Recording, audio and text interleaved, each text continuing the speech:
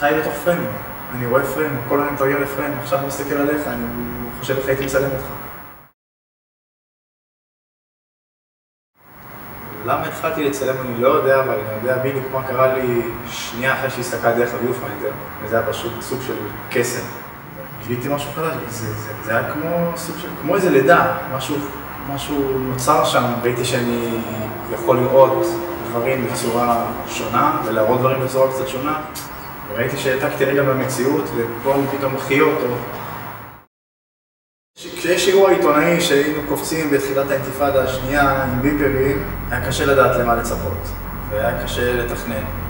היית צריך להגיב מאוד מהר לסיטואציה, לחשוב, לחשב, להבין, להתבונן ולהגיב בשנייה. זה מיומנות שדווקא עם השנים גם עזרה לי בצילום שהוא גלריסטי יותר. התכנון של פרמים שאני חושב עליהם יום לפני או לילה לפני שאני הולך לאיזה אסיינמנט מסוים, מדיר אותי משנתי ואני ככה מוטרד ומתערב כל שעה בלילה ואני לא חושב בדיוק על הפריים, אבל אני יודע לקראת מה אני הולך ואני מדמיין את הסיטואציה הכי קיצונית או הכי מעניינת שאיתה הייתי רוצה לחזור הביתה ואני מחפש אותה. לפעמים אתה חוזר איתה הביתה, לפעמים לא. הרבה מאוד פעמים, אני אפילו לא קורא לזה צילמתי, אני קורא לזה הגבתי. הייתי בסיטואציה מסוימת, התבוננתי והגבתי מאוד מהר. אתה אוהב ומגיב כל הזמן. אין לך את הזמן ביניים כמעט לחשוב. אתה חושב תוך כדי תנועה, אתה מאלתר, אתה כאילו כוריאוגרף שמתכנן איזה ריקוד והרקדן ביחד שאתה אומר לו מה לעשות תוך כדי. כיום אני מצלם יותר סיפורים שמגיעים יותר ממני ואני לא נשלח אליהם, סיפורים שהם יותר כתבות מצולמות. העניין של התכנון והסרטוט סקיצה הוא נמשך אצלי לפעמים יותר זמן מאשר הצילום עצמו. שם אני מגדיל ציפיות, וכשאני פוגש את התוצאה בשטח, דבר שמאוד מסתכל.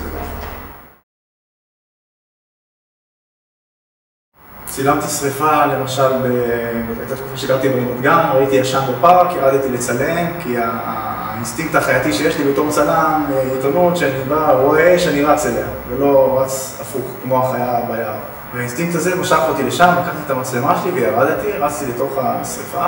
אחורה הייתה אש מאוד גדולה, המון אש ומחנק, אבל פתאום היה איזה עץ שעומד באמצע, שגם כשאין שריפה זה סיטואציה הזויה שאני לא מבין למה הוא שם. אש ועשן ודרמה גדולה קורית מסביב, ואני בחרתי להסתכל על משהו שהוא מאוד נינוח, מאוד נעים לעין, מאוד רגוע, ושונה מאוד ממה שבאמת קרה. בסיטואציה הזאת הצלחתי להתאפק. התערוכה האחרונה של גלריה נלי ימן, קראנו לה איפוק. איפוק זה דבר שיש לו המון כוח. גם בכל מיני תורות לחימה, ברגע שאתה יודע את הנקודות תורפה של היריב שלך, וכל מה שאתה צריך לעשות לפעמים זה רק להתאפק, אז בזה אתה יכול לנצח. הנקודת תורפה שלי זה החוסר איפוק. זו סדרה שבעצם מדברת על תקופה שהיא כבר לא נמצאת. על תמימות ועל אהבה לארץ.